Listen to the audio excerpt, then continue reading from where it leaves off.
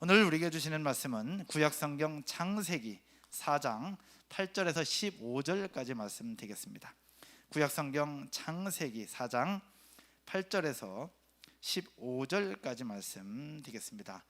우리 온라인으로 예배하시는 분들도 성경 함께 찾으셔서 우리 한 절 한 절씩 우리 교독하면서 하나님의 말씀 받도록 하겠습니다.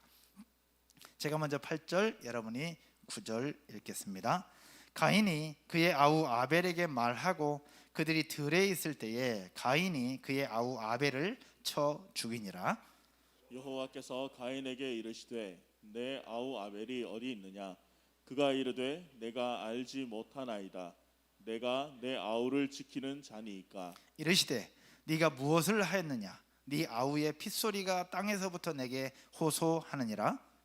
땅이 그 입을 벌려 내 손에서부터 내 아우의 피를 받았은즉 내가 땅에서 저주를 받으리니 네가 밭을 갈아도 땅이 다시는 그 효력을 내게 주지 아니할 것이요 너는 땅에서 피하며 유리하는 자가 되리라. 가인이 여호와께 아뢰되 내 죄벌이 지기가 너무 무거우니이다. 주께서 오늘 이 지면에서 나를 쫓아내시온즉 내가 주의 낯을 배웁지 못하리니 내가 땅에서 피하며 유리하는 자가 될지라. 무릇 나를 만나는 자마다 나를 죽이겠나이다. 다 같이요. 여호와께서 그에게 이르시되 그렇지 아니하다. 가인을 죽이는 자는 벌을 7배나 받으리라 하시고 가인에게 표를 주사 그를 만나는 모든 사람에게서 죽임을 면하게 하시니라. 아멘. 오늘 하나님의 질문 두 번째 시간으로 네 아우 아벨이 어디 있느냐라는 제목으로 말씀을 나누도록 하겠습니다. 예전에 교구를 섬길 때였습니다. 셀끼리 모여서 연합으로 모임을 하는 장소에 제가 예배를 인도하기 위해서 갔었습니다. 근데 예배를 인도하기 위해서 집에 들어가자마자 밥상이 쫙 차려져 있는 거예요. 근데 완전 진수성찬이었습니다. 근데 진수성찬 중에 제 눈에 띄었던 것이 무엇이었느냐? 간장게장이었습니다. 제가 간장게장을 굉장히 좋아하거든요. 간장게장이 눈에 띄었고 다른 반찬들도 쭉 있었습니다. 함께 기도를 하고 식사를 하는데 제가 간장게장을 먹을 수가 없었어요. 왜냐하면 식사를 하고 나서 양치할 시간도 없이 바로 예배를 인도하고 모임을 인도해야 했거든요.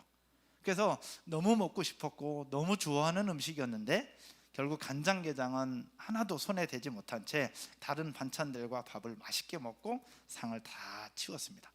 그런데 모임을 시작하기도 전에 그 모임에 참여하셨던 어떤 권사님이 갑자기 얼굴이 울그락불그락 하더니 갑자기 문을 박차고 나가버리셨습니다. 저도 당황했고 멤버들도 다 당황했습니다. 권사님이 갑자기 왜 화가 나셨을까? 왜 서운하셨을까? 알 수 없었습니다. 나중에 알게 된 사실은 그 권사님께서 간장게장을 만들어서 가지고 오신 거예요. 목사님 드리겠다고. 근데 그렇게 정성 들여서 가지고 왔는데 다른 반찬은 다 드시면서 본인이 만들어 온 간장게장은 손에도 입에도 대지 않았던 거죠. 결국 권사님의 입장에서 볼 때 너무 서운하고 너무 속상할 수 있는 거죠. 제 마음과 달랐던 거죠. 시간이 흐른 후에 권사님한테 제가 가서 사정하고 죄송하다고 말씀드리고 그러면서 뭐 특별한 일은 없었는데 그 권사님의 마음이 충분히 느껴지는 상황이었습니다. 미리 알았다면 그냥 입에서 냄새 나더라도 그냥 맛있게 먹었을 텐데 말이죠. 이 권사님의 마음처럼 서운하고 속상한 마음을 가지고 있었던 사람이 오늘 본문의 주인공입니다. 바로 가인이었죠. 오늘 본문의 전체적인 배경을 살펴보면 이러합니다. 아담과 하와의 아들이었던 가인과 아벨이 자기들의 소산물로 하나님께 정성껏 제사를 드렸습니다. 그런데 하나님은 가인과 아벨이 드렸던 그의 제물 중에서 아벨과 그의 제물은 받으셨는데 가인과 그의 제물은 받으시지 않았습니다. 그 이유는 알 수 없어요. 근데 성경을 보면 그 이유를 보여주기도 합니다. 창세기 4장 3절, 4절, 5절의 말씀을 함께 한번 보겠습니다. 3절에 세월이 지난 후에 가인은 땅의 소산으로 제물을 삼아 여호와께 드렸고 아벨은 자기도 양의 첫 새끼와 그 기름으로 드렸더니 둘 다 드립니다. 여호와께서 아벨과 그의 제물은 받으셨으나 가인과 그의 제물은 받지 아니하신지라. 아멘. 아벨과 그의 제물은 받으셨는데 가인과 그의 제물은 받지 않으셨어요. 과연 그 이유가 무엇일까? 물론 제사를 받으시는 하나님 아버지의 마음일 거예요. 하나님 아버지의 마음에 뭔가 맞지 않는 부분이 있으니까 받지 않으셨을 것인데, 문제는 가인의 태도였고 하나님께 책망받은 이후에 보여줬던 가인의 행동이었습니다. 창세기 4장 5절 뒷부분에 보면 이렇게 말씀하고 있습니다. 가인이 몹시 분하여 안색이 변하니 라고요.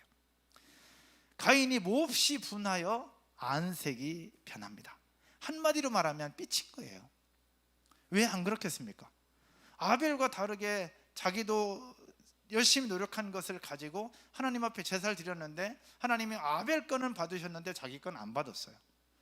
이건 가인뿐만 아니라 우리라 할지라도 서운할 만한 상황입니다. 우리라도 충분히 삐칠 수 있는 것입니다. 서운할 수 있고요. 하지만 하나님 앞에서는 그 가인의 삐침이 통하지 않았습니다. 오히려 하나님의 위로를 얻기보다는 하나님의 책망을 듣게 돼요. 하나님의 책망 속에 가인의 것을 왜 안 받았는지를 짐작해 볼 수는 있습니다. 창세기 4장 6절과 7절의 말씀을 한번 보시죠. 6절과 7절입니다. 여러분이 한번 읽겠습니다. 다 같이요. 시작. 여호와께서 가인에게 이르시되 네가 분하여 함은 어찌 됨이며 안색이 변함은 어찌 됨이냐. 네가 왜 분하여 하느냐, 왜 안색이 변하느냐, 울그락불그락 했다는 얘기죠. 7절에서 이렇게 고백합니다. 같이요. 네가 선을 행하면 어찌 낯을 들지 못하겠느냐. 선을 행하지 아니하면 죄가 문에 엎드려 있느니라. 죄가 너를 원하나 너는 죄를 다스릴지니라. 아멘. 하나님이 말씀하세요. 네 안색이 변하는 게 무슨 일이냐. 네가 선을 행하면 어찌 낯을 들지 못하겠느냐. 죄가 너를 원하나 너는 죄를 다스릴지니라 라고 이 삐쳐있는 그 가인을 위로하기는커녕 한 번 더 책망을 하시면서 나무라십니다. 이런 상황이 됐다면 가인은 본인이 문제가 무엇인지를 깨닫고 네, 죄송합니다, 잘못했습니다 라고 이야기를 했어야 합니다. 그랬으면 더 큰 문제가 생기지 않는데 가인은 욱하는 마음에 절대로 넘어서는 안 되는 선을 넘어버립니다. 그 선을 넘은 것이 바로 무엇이냐? 오늘 보면 8절의 말씀입니다. 8절 다 같이 한번 읽겠습니다. 가인이 그의 아우 아벨에게 말하고 그들이 들에 있을 때에 가인이 그의 아우 아벨을 어떻게 하니라? 쳐 죽이니라. 내 거 안 받고 아벨 것만 받아서 하나님 앞에 서운해요. 그래서 하나님 앞에 책망을 받았는데 거기서 본인의 스스로 문제가 무엇인지를 깨닫기는커녕 거기서 욱하는 마음으로 동생 아벨을 쳐 죽여버리는 가인의 행동과 태도를 성경은 우리에게 보여주고 있습니다. 바로 그때 여호와 하나님께서 가인에게 던졌던 질문이 오늘 본문의 제목입니다. 네 아우 아벨이 어디 있느냐. 여러분 혹시 지난주 나눴던 하나님의 첫 번째 질문 생각이 나세요? 네가 어디 있느냐. 에덴 동산에서 선악을 알게 하는 나무의 열매를 따먹고 숨어있는 아담을 향해서 물으셨던 질문, 네가 어디 있느냐였습니다. 그 하나님의 질문의 의도는 위치나 장소를 묻는 것이 아니라 존재론적 질문이었잖아요. 오늘은 그 아담에게 물으셨던 하나님께서 가인에게 질문하는 내용입니다. 지난주에는 아담은 범죄했던 아담, 오늘은 살인을 저질렀던 가인에게 찾아오셔서 말씀하세요. 네 아우 아벨이 어디 있느냐. 단 한 문장으로 아벨의 행방을 묻고 있습니다. 여호와 하나님께서 질문하셨던 두 번째 질문, 네 아우 아벨이 어디 있느냐. 이 질문에 담겨있는 의도는 과연 무엇일까요? 마찬가지로 아벨이 어디 있는지 위치와 장소를 묻는 질문일까요?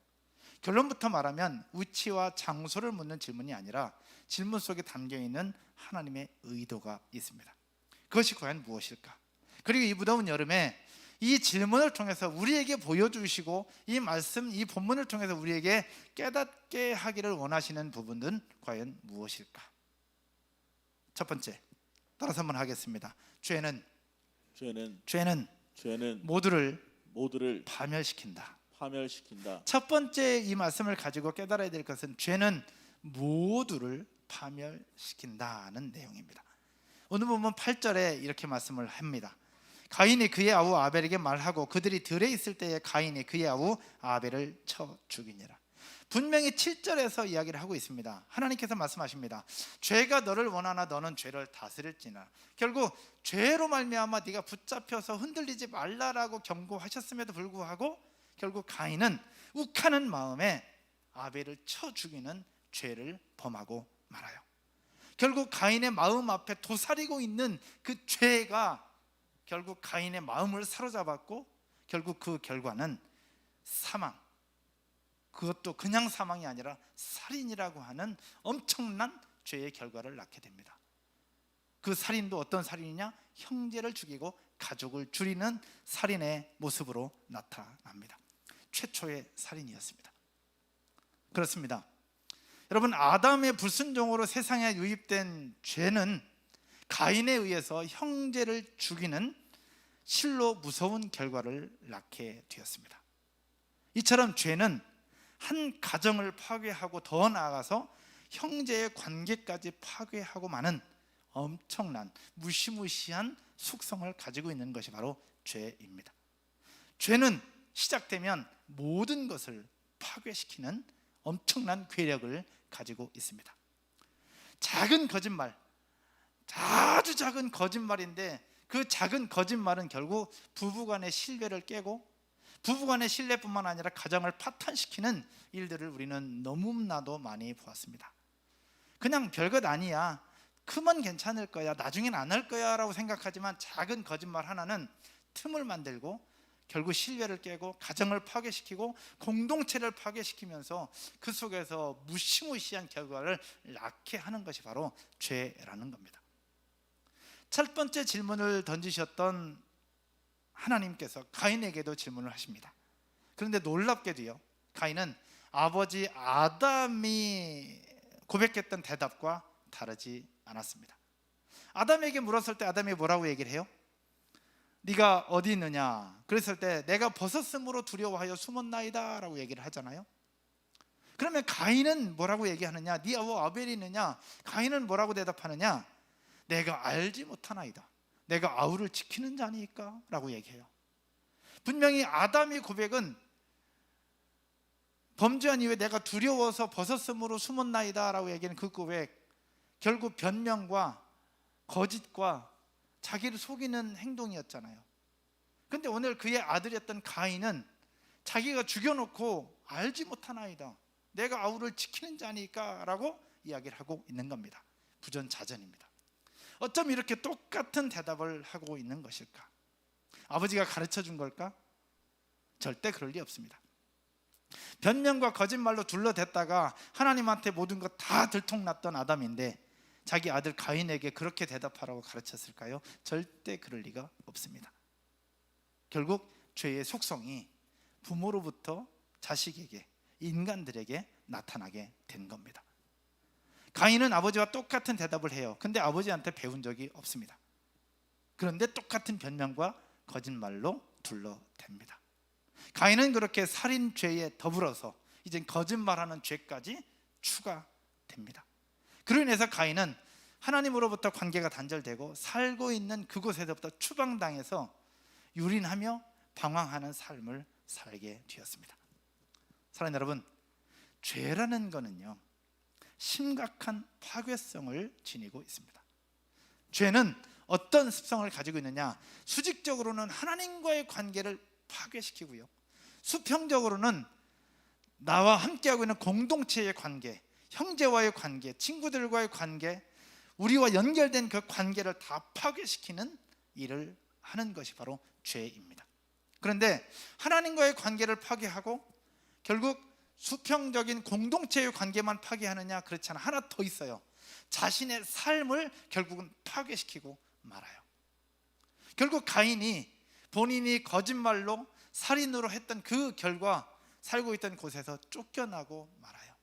결국 본인의 삶마저도 파괴시켜 버리고 말았다는 얘기입니다. 죄는 그런 속성을 가지고 있어요. 하나님과의 관계를 파괴하고 공동체의 관계를 파괴하고 자신의 삶까지도 무너뜨리게 만드는 것이 바로 죄라는 겁니다. 그러므로 아무리 작은 것이라 할지라도 속이지 말고 죄와 타협하지 않으시기를 주님의 이름으로 축복합니다. 작아 보이지만 그것이 반복되고 쌓이고 쌓이면 결국 모든 것들을 파멸시키는 결과를 낳게 됩니다. 혹시 우리의 삶 가운데 실수가 없는 사람은 없잖아요. 죄가 없는 사람은 없어요. 근데 차이점은 바로 무엇이냐? 죄가 있었을 때, 죄를 지었을 때 바로바로 회개하고 하나님 앞에 고백하느냐, 아니면 묻어두고 그냥 계속 반복하면서 살아가느냐에 따라서 그 사람의 인생과 삶이 달라집니다.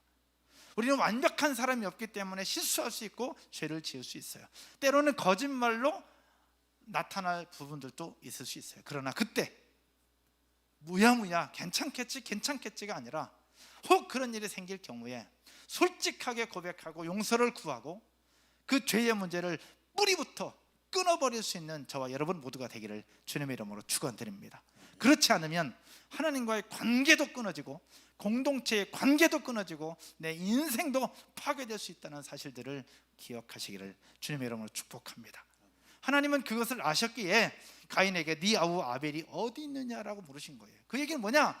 위치와 장소를 물으신 것이 아니라 가인이 더 이상 죄를 짓지 않고 하나님께로 돌아올 수 있는 기회를 주신 질문이거든요. 더 이상 죄 짓지 말고 돌아오라라고 기회를 주신 질문인데 그 기회를 살리지 못한 채 또 거짓말로 행하면서 결국은 파멸에 이르게 되었던 가인의 모습. 사랑하는 저와 여러분, 가인의 모습을 닮아가는 것이 아니라 지금도 기회를 주시고 지금도 우리를 사랑하시는 여호와 하나님을 닮아가는 저와 여러분 모두가 되기를 주님의 이름으로 축원드립니다. 두 번째요, 죄는 모든 것을 다 파멸시켜요. 그런데요, 하나님은 모두를 평안케 합니다. 다 따라서 해볼까요? 하나님은 모두를 평안케 한다. 오늘 보면 14절의 말씀을 함께 보겠습니다. 여러분이 한번 읽겠습니다. 오늘 보면 14절입니다. 같이요, 시작. 주께서 오늘 이 지면에서 나를 쫓아내시온즉 내가 주의 낯을 배웁지 못하리니 내가 땅에서 피하며 유리하는 자가 될지라. 무릇 나를 만나는 자마다 나를 죽이겠나이다. 아멘. 가인은 결국 모든 것을 이미 알고 계셨던 여호와 하나님 앞에 거짓과 변명으로 반항하다가 그가 살던 곳에서 추방을 당합니다. 겉으로는 좋아 보일 수 있으나 결국은 추방을 당하고 말아요. 가인은 추방당할 그 즈음에 여호와께 물어요. 주의 낯을 배웁지 못할 것을 두려워하면서 이야기를 합니다. 즉 살던 곳에서 추방됨으로 말미암아서 이제 더 이상 하나님과 교제할 수 없을 것이라는 생각에 두렵다라고 고백을 하고요. 또 밖으로 나가서 살다가 누군가가 자기를 죽이면 어떻게 할까라는 두려움에 사로잡힙니다. 그런데 이상하죠? 가인의 행동을 보면 하나님과 상관없는 것처럼 살아요. 자기 중심적으로 살아요. 하나님의 기회를 주셨음에도 불구하고 기회를 살리지 못하고 거짓과 변명으로 둘러대는 삶을 살아요. 어떻게 보면 하나님과 상관없는 삶을 사는 것처럼 보여요. 그런데 본문에서는 하나님과 멀어지는 것을 오히려 두려워하고 있습니다. 이상하지 않아요? 본인의 삶은 하나님과 상관없는 삶을 사는데 머릿속으로 그의 고백 속에서는 하나님으로부터 멀어지는 것을 지금 두려워한다는 말이죠. 과연 그 이유가 무엇일까? 이 가인이 두려워하고 있는 것은 무엇일까? 자기가 죽을까 봐? 아니에요. 가인은요, 살인이라고 하는 끔찍한 죄를 저지르고 자기 중심적으로 살아왔던 것은 분명합니다. 하지만 본능적으로 하나님을 떠나 사는 것에 대해서 두려워하고 있었던 거예요. 왜? 하나님을 떠나면 참된 행복도 없고 평안도 없고 두려움과 불안이 가득하다는 것을 가인은 본능적으로 알고 있었거든요. 하나님의 사람들은 본능적으로 이걸 알아요.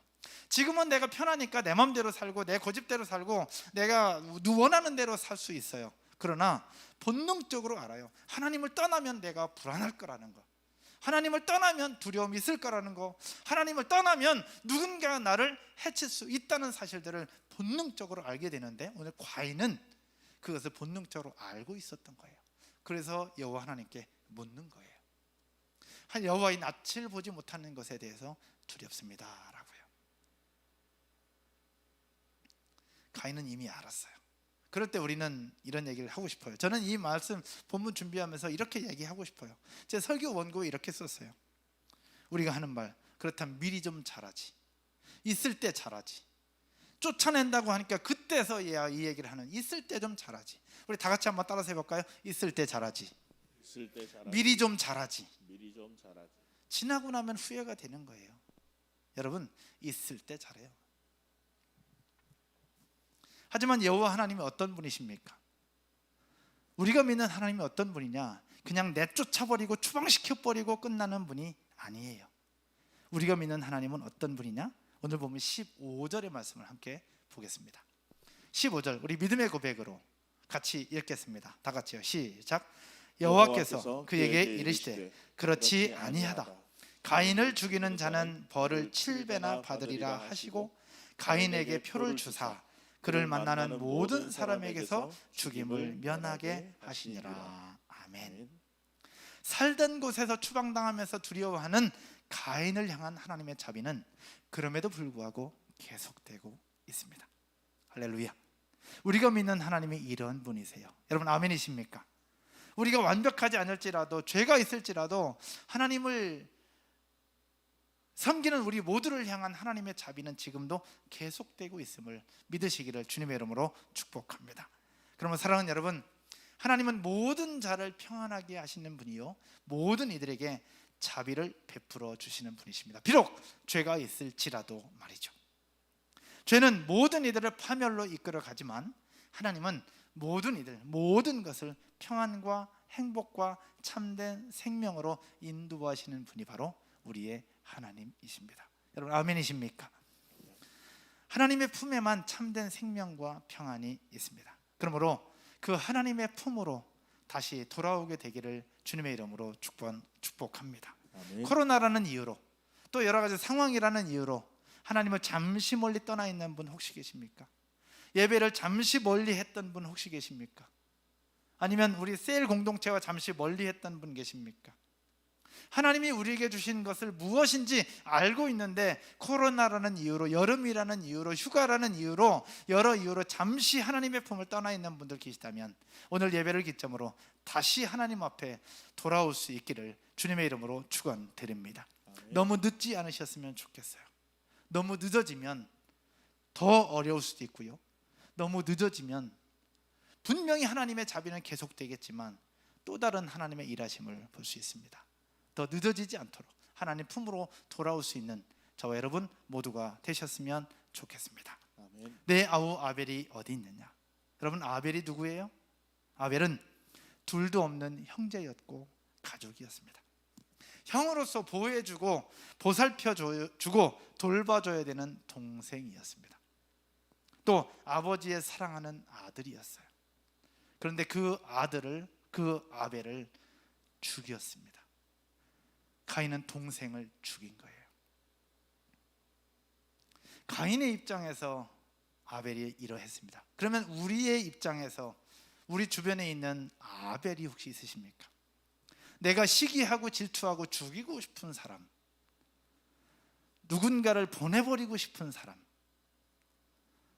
없었으면 좋겠는 사람, 나를 힘들게 하고 고통스럽게 만드는 누군가가 혹시 여러분 가운데 있으십니까? 어쩌면 우리 주변에 생각나는 그 사람이 또 다른 아벨일 수도 있습니다. 저는 여러분들에게 요청합니다. 우리의 마음속에 떠오르는 또 다른 아벨이 있다면 그 아벨을 죽이지 마십시오. 아벨을 숨기지 마십시오. 그리고 그 아벨을 하나님께로 다시 인도할 수 있는 저와 여러분 모두가 되기를 주님의 이름으로 축원드립니다. 우리의 도움이 필요하고, 우리의 보호가 필요하고, 우리의 사랑이 필요하고, 우리의 관심이 필요한 또 다른 아벨, 모른다 하지 마시고 그 아벨을 향하여 하나님의 사랑을 한번 품어주시고 하나님의 사랑의 손을 내밀 수 있는 저와 여러분 모두가 되셨으면 좋겠습니다. 아멘이십니까? 말씀의 결론을 맺으려고 합니다. 오늘 본문의 제목은 네 아우 아벨이 어디 있느냐입니다. 이 아벨이라는 단어를 한번 살펴보았습니다. 아벨이라는 단어 원어를 살펴보면 아벨은 헤벨이라고 하는 단어를 사용하고 있습니다. 헤벨이라고 하는 단어는 일반 명사로 사용될 때는 허무와 허탄이라는 표현 의미로 사용되기도 합니다. 아벨이라는 이름의 뜻은 숨을 내쉬다, 증발하다는 뜻을 가지고 있는 단어에서 유래를 했어요. 결국 그 단어에서 유래하면서 결국 허무, 허탄 그런 뜻을 가지고 있습니다. 즉 아벨이라고 하는 이름은 내쉬는 순간 사라져버리는 호흡이나 해가 뜨면 금방 증발하는 아침 이슬처럼 덧없는 인생의 유한함을 나타내는 표현이 아벨입니다. 왜 이름을 이렇게 지었는지 모르겠어요. 아담과 하와가 가인을 낳고 아벨을 낳을 때쯤 어쩌면 인생의 허무함을 느꼈는지는 모르겠어요. 근데 아벨이라는 이름을 왜 이렇게 지었는지 모르겠어요. 근데 지은 이름처럼 아벨은 그의 뜻대로 형 가인에 의해서 허무하게 죽어갑니다. 그냥 허무하게 죽임을 당하면서 일찍 생을 마감하고 말아요. 그 사람이 아벨이었습니다. 사랑하는 여러분, 아벨이 잘못한 것이 있습니까? 성경 어디를 봐도 아벨이 잘못한 건 하나도 없어요. 성경은 아벨에 대해서 이렇게 기록합니다. 그에 대해서 기록하는 것 단 하나, 양의 첫 새끼와 그 기름으로 여호와께 정성껏 드렸다. 이것밖에 없어요. 그런데 흔적도 없이 사라져버리고 말아요. 최초 인간이었던 아담과 하와의 사랑하는 아들이었는데, 특별히 잘못한 게 없는데 흔적도 없이 사라져버리고 말아요.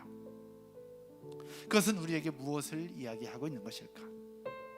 아벨이라는 이름, 헤벨이라는 단어에서 사용된다고 했죠. 헤벨이라는 단어, 허무, 허탄이라는 의미를 갖고 있다고 그랬어요. 근데 허무, 허탄이라는 이 단어, 이 이름은 성경 전체로 70회 정도가 나와요. 근데 70회 중에서 거의 반 되는 32번이 어디서 나오느냐? 전도서에서 나오고 있습니다. 헛되고 헛되미 헛되고 헛되니 모든 것이 헛되도다. 인생 열심히 내 것 다 챙기고 다 가지려고 해도 결국은 우리 인생은 허무하다. 결국 하나님 없는 인생은 허무할 수밖에 없다는 것을 표현하는 전도서에서 헤벨이라는 단어를 32번이나 사용하고 있고, 아벨이라는 이름은 이 헤벨이라는 단어를 사용하고 있다라는 얘기죠. 성경 한번 볼까요? 전도서 1장 2절의 말씀입니다. 전도자가 이르되 헛되고 헛되며 헛되고 헛되니 모든 것이 헛되도다. 아벨은요, 그의 이름처럼 우리 인생을 말해주고 있습니다. 우리 인생을 말해주고 있어요. 우리들의 인생은 세상에서 살면서 최선을 다해가고 또 뭔가를 챙기기 위해서 열심히 노력해보지만 결국은 인생 말년에 아무것도 가지고 갈 수 없는 허무한 죽음을 맞이할 수밖에 없음을 우리에게 보여주고 있습니다. 그러면 우리가 살아갈 때 허무할 거니까, 허무한 죽음이니까 그냥 다 소용없다라고 얘기하는 거냐? 그렇지 않아요. 내 아우 아벨이 어디 있느냐라는 질문 속에 담겨있는 하나님의 메시지는 바로 무엇이냐? 그냥 이름처럼 살면 허무할 수밖에 없지만 허무한 인생이 되지 않는 방법이 있다.